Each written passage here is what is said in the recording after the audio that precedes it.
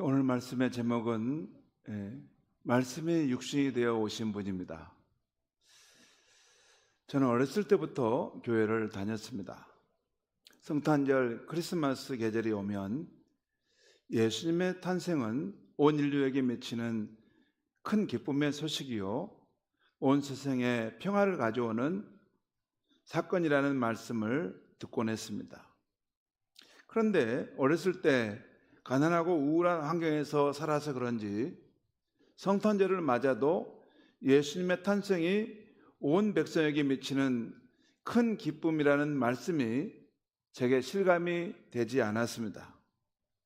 거리마다 신나는 캐롤송이 울려 퍼지고 기쁘다 구주 오셨네 그런 노래가 나오는데 제 마음은 여전히 황량하고 허전한 마음이었습니다. 성도 여러분, 여러분은 어떻습니까? 성탄절, 크리스마스 계절이 오면 정말 예수님의 탄생 소식이 나에게 큰 기쁨의 소식이 되십니까? 또 온 인류에게 미치는 큰 기쁨의 소식이 된다고 그렇게 믿어집니까? 찬송가 112장에 이런 가사가 있습니다. 그 밝고 환한 밤중에 무천사 내려와 그 손에 비파 들고서 다 찬송하기를 평강의 왕이 오시니 다 평안하여라 그 소란하던 세상이 다 고요하도다. 누가복음 12장에 예수님께서 말구 위에 아기의 모습으로 태어나실 때 하늘의 천사들이 큰 찬송을 울려 퍼졌습니다. 그리고 목자들이 와서 그 상황을 보게 되는 상황들이 나오죠. 지금 그 상황을 보면서 지금 이 평강의 왕이 오시니 이 소란하던 세상이 다 고요하게 되었다. 이런 가사입니다. 또 이 괴로움 많은 세상에 짐 지고 가는 자, 그 험산줄령 넘느라 온몸이 고난하 이 죄악 세상 살 동안 새 소망 가지고 저 천사 기쁜 찬송을 들으며 쉬어라. 참 여러분 이 가사 보면 우리 현실의 상황하고 딱 맞아요. 이 괴로움 많은 세상에 짐을 지고 가는 자, 그 험산줄령 넘느라 온몸에 피곤한데 이 죄악 세상 살 동안 새로운 소망을 가지고 저 천사 기쁨 찬송을 들으며 쉬어라. 여러분 이 찬송가 가사대로 성탄을 맞으면 이렇게 새 소망이 우리 마음속에 섰습니까? 제가 저 찬송가 작사 작곡의 연대를 보니까 1850년대예요. 우리로 말하면 지금 한 175년 전입니다. 그때 미국의 상황은 미국이 남북 이 노예 제도로 인해서 극심한 대립이 있었고 또한 산업화로 인해서 빈부격차가 나면서 노동자들의 삶이 참 고단했던 때였습니다. 저 때가. 그리고 우리나라는 보니까 철종이 왕이었던 조선시대인데 세도 정치가 극에 달하고 백성들의 삶은 피폐에 빠지고 탐과 놀이가 많이 생겨서 농민 봉기가 일어나는 그런 시대에 딱 1850년이 그때였습니다. 그런데 저 찬송가 112장 3절 가사를 보면 현대를 살아가는 우리의 상황과도 조금 더 다르지 않은 것 같아요. 우리도 이 괴로운 세상을 무거운 짐을 지고 살아가고 험산줄령을 넘어가느라 온몸이 너무나 힘들 때가 있고 그리고 이 죄악 세상 살아가는데 어디에 소망을 두고 살 것인가 하는 그런 때가 많이 있지 않습니까? 그런데 그 천사가 찬송하기를 예수 탄생하셨으니 온 세상에 기쁨이 임한 것이다 하는 그 말씀이 저와 여러분에게도 정말 힘이 되고 위로가 되는 말씀입니까?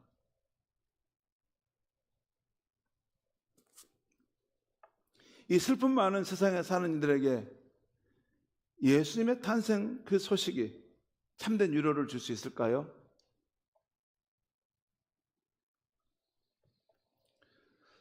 제가 성지순례를 갔을 때 예수님이 탄생하신 베들레헴 지역을 방문했습니다. 거기서 예수님이 탄생한 곳에 세워진 예수 탄생교회도 가보고 목자들의 교회도 가보았습니다. 그러니까 예수님이 태어났을 법한 그런 그 위치에 예수 탄생교회가 있고, 또 거기서 좀 약간 변두리 들판에 목자들 양을 칠 법한 그런 장소에 목자들의 교회가 세워져 있었습니다.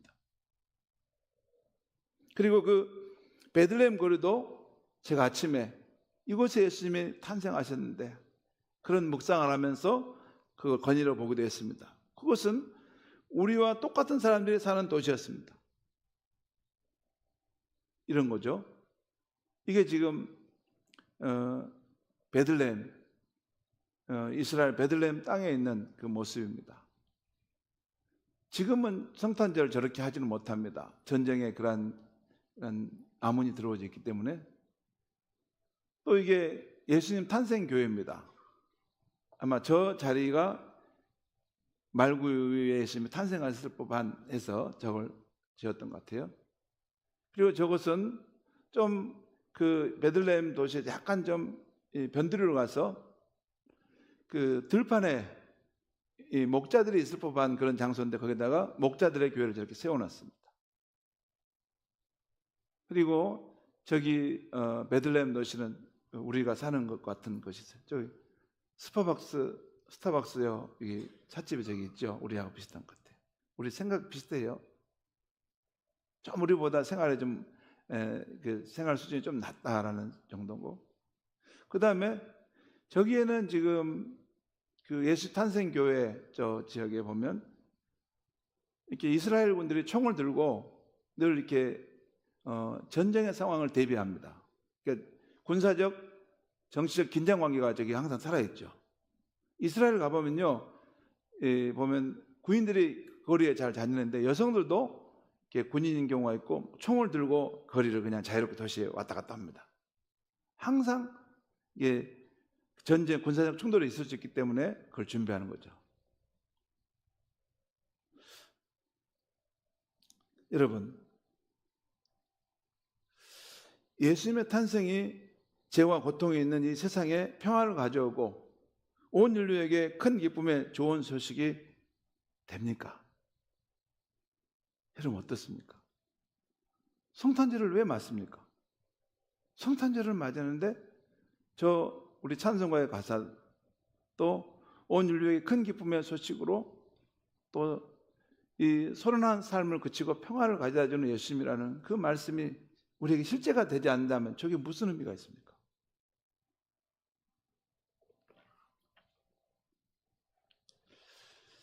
신약 성경을 펴보면 마태, 마가, 누가, 요한복음이라는 네 권의 복음서가 나옵니다.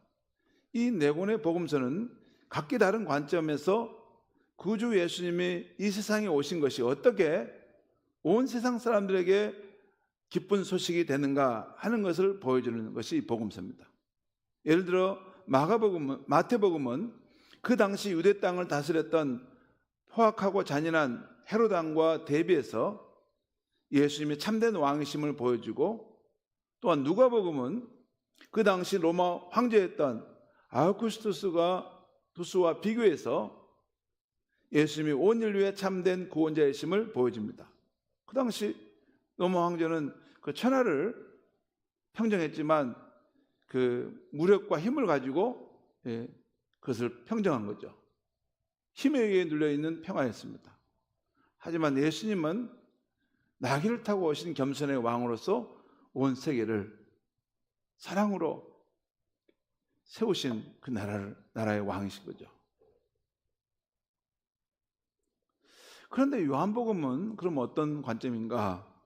요한복음은 태초부터 계신 하나님이 육신을 입고 오셨는데 바로 이분이 인류의 구원자이신 예수님이심을 보여줍니다. 오늘 읽은 요한복음 1장 1절에 18절까지는 이 요한복음 책의 서문, 머릿말로서 앞으로 이끌어갈 복음서의 내용과 방향을 보여줍니다. 이 머릿말은 앞으로 나올 중심 인물 예수님이 누구이며 예수님은 어디로부터 오신 분인가를 알려주고 있습니다. 오늘 말씀 1절에서 4절까지 말씀을 우리 한번 보는데, 먼저 1절 말씀을 같이 한번 읽겠습니다. 시작. 태초에 말씀에 계시니라. 이 말씀이 하나님과 함께 계셨으니 이 말씀은 곧 하나님이시니라. 여기 보면 태초에라는 말이 나와요. 헬라어로 아르케라는 말인데, 태초에 말씀이 계시니라. 이 말씀을 인격자로서 지금 표현하고 있는 거죠. 저 태초는 창세기 1장에 태초에 하나님이 천지를 창조하시니라 하는 그 태초보다 더 이전입니다. 여러분, 현대 표준 우주론에 의하면 137억 년 전에 빅뱅으로 한 점에서 이렇게 폭발하면서 이 시간과 공간의 이 우주가 생성되고 지금도 팽창하고 있다고 표준 우주론을 말하는 물리학자들이 말합니다. 그건 정리되어 있는 겁니다. 그러니까 태초에 하나님 천지를 창조하시니라, 이 창세기 1장 1절은 그 천지 만물을 창조하셨을 때 그때의 태초, 그러니까 우리 과학자들 입장에 보면 137억 년대의 태초를 말하고, 여기의 태초는 그보다 더 전입니다. 그러니까 이 우주와 블랙홀과 이 은하계와 같은 이런 만물이 존재하기 전 단계, 영원 전에 어떤 것을 말하는데, 아무튼 그 태초에 말씀이라는 분이 계셨다는 거예요. 그런데 이 말씀이라는 분이 하나님과 함께 계시다는 거예요. 그런다가 이 말씀이 곧 하나님이시라는 거예요. 너무나 놀라운 표현입니다. 여러분, 어떻게 이 말씀이 하나님과 함께 계셨다, 이 말씀은 말씀과 하나님은 개별자로서 두 분이 계시는다는 말이에요. 그런데 이 말씀이 또 곧 하나님이시다라고 하는 것이에요. 여기서 기독교에서 말하는 삼위일체 하나님의 그런 교리가 나오는 것입니다. 그러니까 말씀과 하나님 두 개별자인 분이 계셨는데 이 말씀이 곧 하나님이셨다. 그 다음에 우리 3절 4절 보겠습니다. 같이 한번 읽겠습니다. 시작. 만물이 그로 말미암아 지은 바 되었을 때 지은 것이 하나도 그가 없이는 된 것이 없느니라. 그 안에 생명이 있었으니 이 생명은 사람들의 빛이라. 여기서 만물이 그로 말미암아 할 때 그는 그 말씀으로 말미암아 지은 바 되었고 지은 것이 하나도 그 말씀이 없이는 된 것이 없느니라. 창세기 1장에 보면 태초에 하나님이 천지를 창조하시니라. 하나님이 이르시되 빛이 있으라 하시되 빛이 있었다. 그 말 나오죠. 전에는 가라사대라는 말 나왔죠. 그러니까 하나님의 말씀으로 세상을 창조하셨는데 여기 보면 이 말씀으로 말미암아 지금 모든 것이 창조되었다는 것을 말씀하고 있어요. 그런데 그 말씀이신 분 안에 생명이 있었고 이 생명은 사람들에게 비치는 빛이었다는 거예요.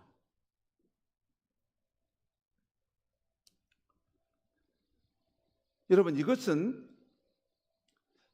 예수님은 태초 영원 전부터 계신 말씀으로 하나님과 함께 계셨고 곧 하나님이신 분임을 말씀하는 것입니다. 또한 예수님은 세상의 창조자이시며 생명이시며 사람들에게 비추는 생명의 빛이신 분이라는 것을 말씀하고 있는 것입니다. 그런데 그 다음 11절에서 12절을 보면 예수님이 자기 땅에 왔지만 자기 백성으로부터 거부당했다는 걸 말씀합니다. 사실 예수님이 유대인으로 태어나서 그 유다 백성 가운데 살았지만 거부당하고 마지막에 십자가에 달려 죽임을 당하셨죠. 그러나 예수님을 거부하지 않고 영접하는 사람이 있었는데 그런 사람들에게는 하나님의 자녀가 되는 권세를 주셨다라고 말씀하고 있어요. 그러니까 요한복음의 서문인 여기까지 해서 요한복음의 저자는 구주 예수님이 누구시며 어디에서부터 그 기원이 오셨는지 또한 그분을 거부하는 사람도 있었고 또 그분을 영접하는 사람도 있었다는 것을 알려주고 있습니다. 그 다음에 오늘 중심 말씀 14절에 나옵니다. 14절 말씀을 또 같이 한번 읽겠습니다. 시작. 말씀이 육신이 되어 우리 가운데 거하심에 우리가 그의 영광을 보니 아버지의 독생자의 영광이요 은혜와 진리가 충만하더라. 여러분, 맨 처음에 태초의 말씀이 계시니라. 이 말씀이 하나님과 함께 계셨으니 이 말씀이 곧 하나님이시니라. 그렇게 했던 이 말씀이신 분이 육신을 입고 우리 가운데 오시다는 거예요. 이게 놀라운 거예요. 영원한 그런 시간 속에서 하나님과 함께 계셨고 하나님이셨던 그분이 육신을 입고 우리 가운데 오셨다는 거예요. 그리고 우리 가운데 거하셨다는 말은 마치 우리 가운데 집을 짓고 함께 사셨다는 그런 말입니다.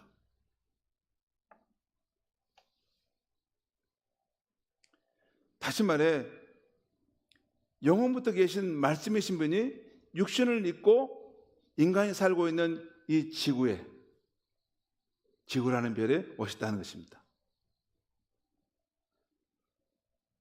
그리고 세상에 생명이 비치신 그분이 어두운 세상 속으로 들어오셨다는 것입니다. 이분이 바로 세례 요한이 증거하는 예수 그리스도라는 것입니다. 그것이 7절과 오늘 15절에 나와 있습니다. 그리고 또 18절 말씀을 우리 같이 한번 읽겠습니다. 18절 시작. 본래 하나님을 본 사람이 없을 때 아버지 품속에 있는 독생하신 하나님이 나타나셨느니라.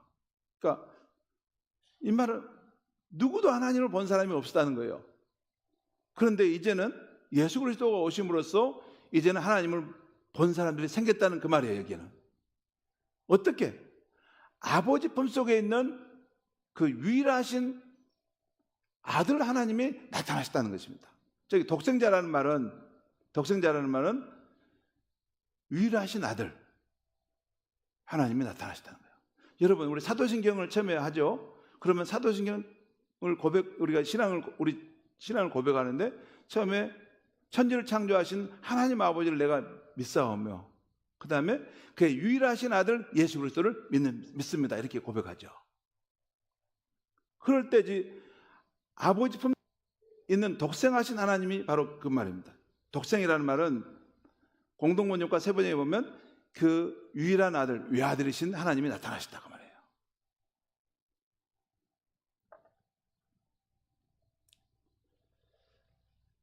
성도 여러분, 바로 영원 전부터 계신 말씀이셨고 하나님과 함께 하셨고 곧 하나님이신 분이 육신의 몸을 입고 이 죄악 세상에 오셨는데 그분이 바로 예수 그리스도라는 거예요.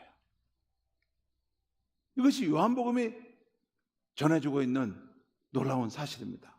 예수님은 사람들이 아는 정도의 그런 인간, 성인 정도가 아니라 태초부터 계셨던 분이신데 하나님과 함께 계시다가 때가 되어 육신을 입고 우리 가운데 오셔서 그 형체를 나타내신 하나님이시라는 거예요. 성도 여러분, 여기서 우리는 예수님의 성탄의 깊은 뜻을 보는데요. 예수님의 성탄은 하나님께서 친히 이 죄악 세상 가운데 찾아오셨다는 것입니다. 이전에도 하나님께서는 그 백성이 하나님께 불순종하고 죄의 길을 갈 때 그들을 버리지 않고 찾아오셨습니다. 하나님께서는 그의 종들인 모세를, 엘리야를, 이사야를, 호세아를 계속 보내셔서 그 백성이 잘못되었을 때 회개하고 돌아오도록 했습니다. 그래서 하나님의 생명과 축복을 누리며 살기를 하나님은 원하셨던 거예요. 이것은 하나님께서 죄 가운데 빠진 우리 인생을 사랑하신다는 것입니다. 여러분, 만약에 이것이 죄를 짓고 타락해버렸다면, 이것이 망가져가지고 별 쓸모없게 됐다면 무같이 하면 그냥 버려버리지 않겠습니까?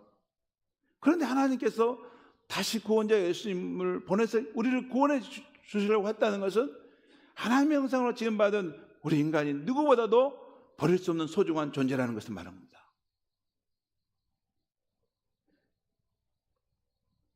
아무튼 때가 되자 삼위일체 하나님 가운데 한 분이신 성자 하나님이 친히 세상에 오신 것입니다.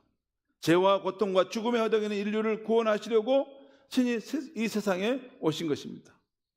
여러분, 하나님이 원래 지으신 세상은 인간이 하나님과 자신과 이웃과 만물과 조화로운 관계를 맺고 살도록 창조하셨습니다. 곧 피조물인 인간이 창조주 하나님을 경외하고 사랑함으로 하나님으로부터 사랑을 받아 자신을 사랑하고 이웃을 사랑하며 선한 청지기로 만물을 다스리도록 지음받았어요. 그런데 인간은 하나님으로부터 받은 자유의지를 가지고 이 세상과 우리 인생의 주인이신 하나님을 무시하고 떠나가는 그 일을 행합니다. 그래서 자신이 세상의 주인이 되는 길을 간 것입니다. 이것이 성경이 말하는 죄입니다. 엄연히 존재하시는 창조주 하나님을 세상의 주인 자리에서 몰아내고 피조물인 인간이 세상의 주인이 되어 살아가는 삶의 모습인 것입니다. 그 결과 인간은 생수의 근원 되신 하나님께로부터 오는 축복과 생명을 더 이상 받지 못하고 터진 웅덩이, 뿌리가 뽑힌 나무가 되어서 서서히 생명이 고갈되어 가는 것이고 한정된 자원으로 살아가야 하기 때문에 늘 이웃과 만물로부터 더 많은 것을 빼앗아야겠다는 태도로 사는 것입니다. 그 결과 생수의 근원이신 하나님을 버린 인간 세상은 점점 더 만인에 대한 투쟁의 모습으로 변화된 것입니다. 그것이 오늘 우리가 사는 세상입니다. 그게 세상의 본질이에요, 여러분. 여러분, 나라가 있고 법이 있고 제도가 있는 것은 뭔지 알아요? 만약에 그대로 놔두면 이 세상이 폭도로 변해 이상한 세상이 되기 때문에 그걸 지키기 위해서 법이 있고 나라가 있고 그런 제도를 만들어 놓은 것입니다.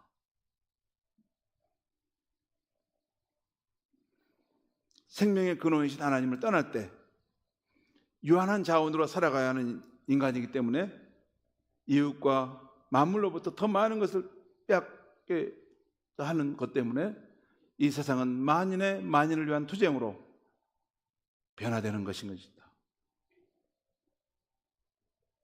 그래서 인간끼리 좀 그걸 막아보려고 나라도 세우고 법과 제도를 세우는 것입니다. 그런데 성도 여러분, 생수의 근원이신 하나님을 떠난 인간 세상의 모습을 구체적으로 말하면 어떤 세상일까요? 그것은 이겁니다. 세상의 힘과 자원을 더 많이 가진 강자가 지배하는 세상이 되어서 약한 자들이 눈물을 흘리는 세상이 되는 것입니다. 강한 러시아 군대가 우크라이나를 무력으로 침공하는 것이 그런 것 아닙니까? 내가 강하니까, 힘이 있으니까 그냥 남은 나라를 침공에 들어가 버린 거예요.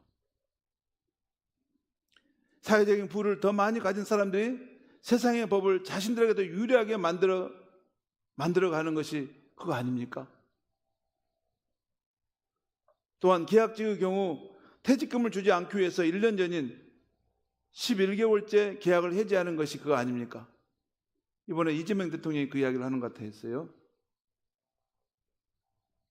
아니, 공무원 사회도 어떻게 11개월째가 되면 딱 계약을 해지해버린가? 퇴직금을 안 주려고.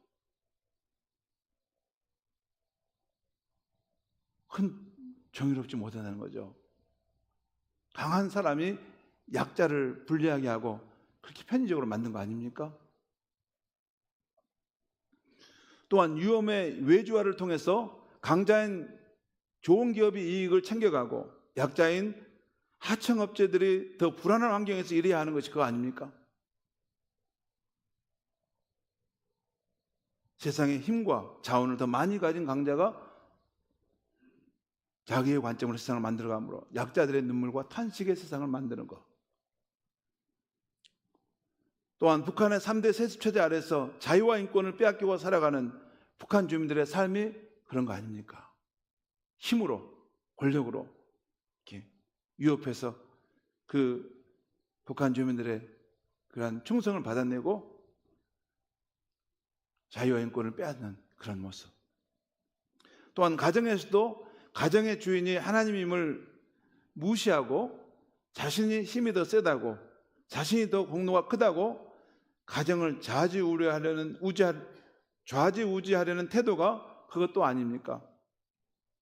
제가 옛날에 아내와 함께 딸기를 먹는데 아내를 전혀 배려하지 못하고 맛있었는가? 저만 다 먹어버린 것입니다.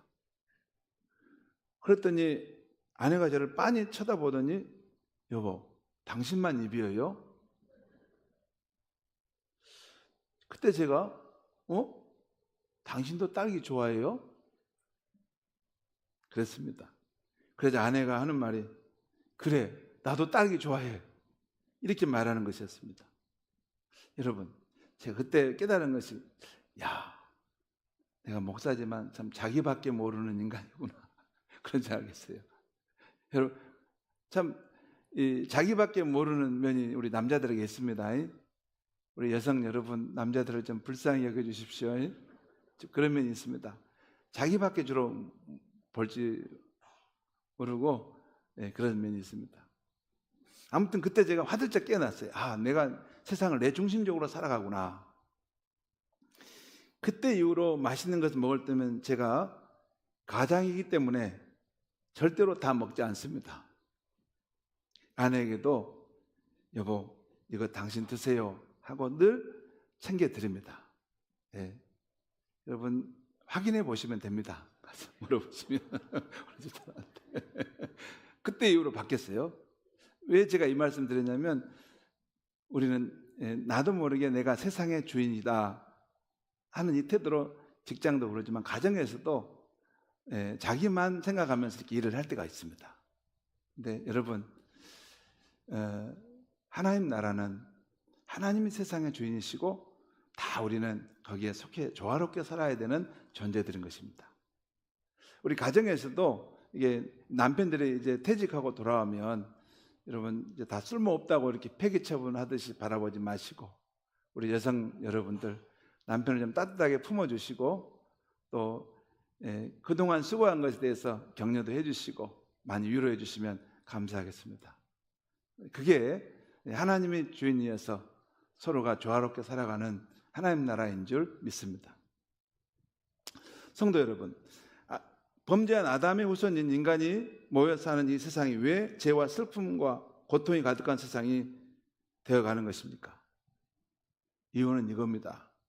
인간이 창조주와 세상의 주인이신 하나님을 무시하고 제거해 버렸기 때문입니다.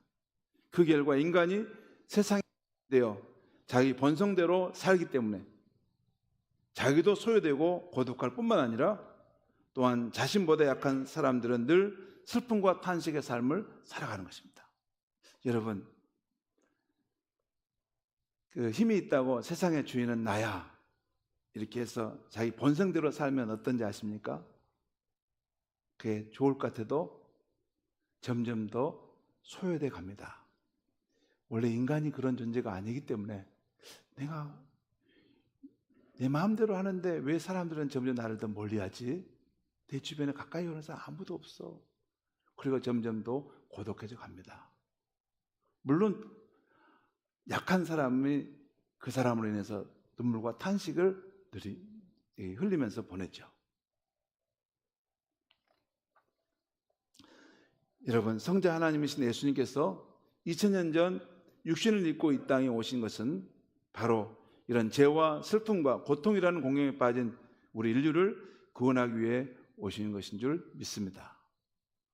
우리 인류를 구원하기 위해서 이 땅에 오신 예수님이 하신 일이 있습니다. 두 가지인데요. 하나는 성자 하나님이신 예수님이 인류를 위해서 화목제물이 되어주신 것입니다. 우리 인류가 창조주 하나님을 알지 못하고 하나님을 무시했고 죄를 짓게 되었습니다. 인간이 하나님을 무시하고 죄를 짓게 되면 어떻게 됩니까? 로마서 6장 23절에 죄의 삭은 사망이라고 했습니다. 생명의 본체이신 하나님과 단절됨으로 우리 인류는 먼저 이 육적인 생명이 결국에는 생명이 고갈돼서 죽게 됩니다. 또한 여기에 대해서 영적인 죽음까지 맞게 되는데 곧 영이신 하나님을 떠나 영원한 지옥의 형벌에 처하게 되는 것입니다. 이것이 하나님을 떠난 우리 인류가 처한 공경이었습니다. 그런데 누가 우리를 구원해 줄 수 있겠습니까? 우리 인간들끼리는 불가능한 것입니다. 왜냐하면 너도 죄인이고 나도 죄인이기 때문입니다. 나도 내 죄의 문제를 해결하지 못하는데 내가 누구의 죄를 해결해 줄 수 있습니까? 그래서 성자 하나님이신 예수님이 육체의 몸을 입으시고 오셔서 십자가의 대속으로 저와 여러분을 구원하는 길을 열어주셨던 것입니다. 마가복음 10장 45절에 예수님께서 이렇게 말씀하십니다. 내가 온 것은 내 목숨을 많은 사람의 대속물로 주려 하려 함이라. 많은 사람의 그 죄에 대한 그 속죄로 생명을 내어주고 구원하려 왔다 그 말입니다. 그러므로 구주 예수님의 십자가 대속을 나를 위한 것인 것으로 믿을 때 하나님과 원수되었던 우리의 죄가 청산되고 하나님께 나아갈 수 있는 길이 열리게 되는 것입니다. 그리고 이제 하나님과 우리와의 관계는 바른 관계로 회복되는 삶이 시작되는 것입니다. 여기서부터 우리 신자의 삶은 하나님이 원래 의도하셨던 하나님과 나와 이웃과 만물과 조화로운 삶을 살기 시작할 수 있게 된 것입니다. 이것이 예수님이 이 땅에 오신 첫 번째 이유입니다. 나를 화목제물이 되어서 나를 하나님 앞에 올바른 관계로 다시 살아갈 수 있도록 그를 세워주셨다는 것입니다. 두 번째 예수님이 오신 것은 우리의 연약함을 극복하도록 함께해 주시고 또한 성령을 받도록 해주신 것입니다. 오늘 요한복음 1장 14절에 말씀이 육신이 되어 우리 가운데 거하셨다라는 것입니다. 곧 성자 하나님이 육신을 입고 우리 인간 세상에 오셨는데 그분은 병자들을 고쳐주시고 슬픔 당한 자를 위로해 주셨습니다. 죄 있는 자를 용서해 주시고 죽은 자를 살리시며 가난한 자에게 복음을 전해 주셨습니다. 그리고 만민의 죄를 십자가에 달려 대신 속죄해 주시고 장수된 지 사흘 만에 다시 살아나셨던 것입니다. 마태복음 1장 23절에 보면 천사가 마리아의 남편 요셉에게 나타나 곧 태어날 아기의 이름을 알려주는데 그의 이름을 임마누엘이라 하라. 임마누엘은 하나님이 우리와 함께 하신 분이시다. 2000년 전 인간의 몸으로 오셔서 갈릴리의 제자들을 만나고 많은 사람들을 만나셨던 그 예수님은 하나님이신 분이 사람의 몸을 입고 이 땅에 오셨던 것입니다.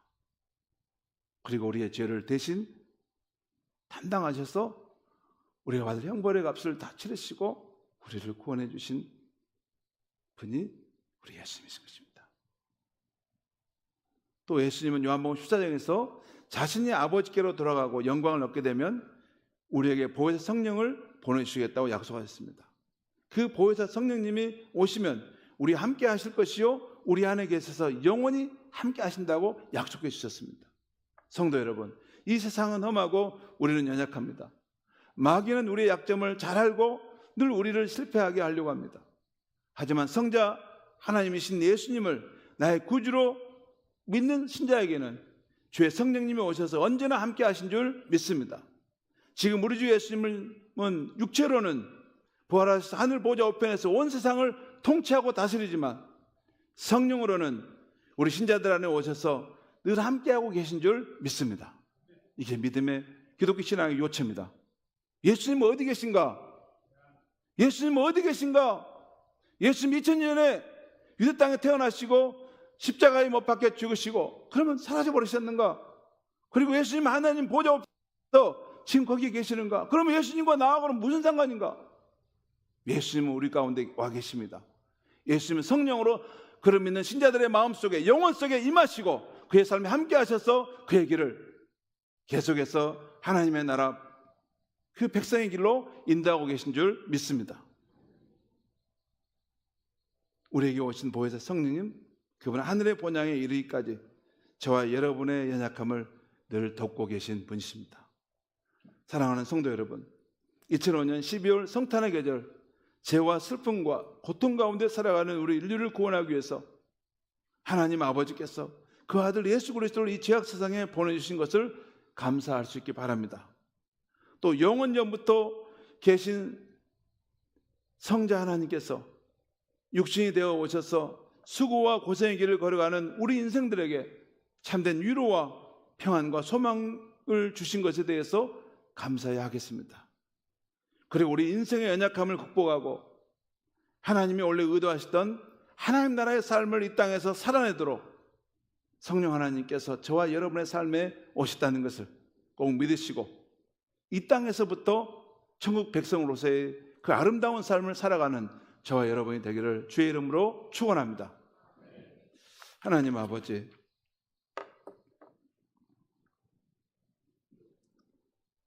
우리가 살아가는 이 세상은 죄와 슬픔과 고통의 탄식 소리가 넘쳐나는 세상입니다.